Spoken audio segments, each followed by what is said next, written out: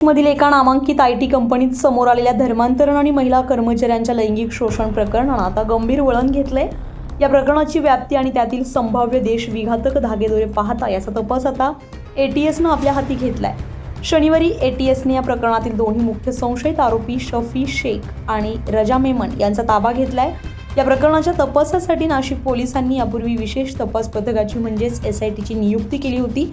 प्राथमिक तपासात अनेक धक्कादायक बाबी समोर आल्यानंतर राज्य सरकारनं ही प्रकरणं एटीएसकडे सोपवण्याचा निर्णय घेतलाय। त्यानुसार एटीएसने अधिकृतरित्या एसआयटीकडून आरोपींचा ताबा घेऊन चौकशीचे चक्र फिरवले। तपास यंत्रणांना संशय आहे की केवळ धर्मांतराचं वैयक्तिक प्रकरण नसून त्यामागे एक मोठं संघटित रॅकेट कार्यरत आहे। आरोपींच्या हालचाली आणि संपर्कावरून याचे आंतरराष्ट्रीय कनेक्शन असण्याची दाट शक्यता वर्तवण्यात येते। विशेषतः या कृत्यासाठी टेरर फंडिंगसाठी वापरले गेलेले आहे का या दृष्टीने देखील एटीएस सखोल तपास करते।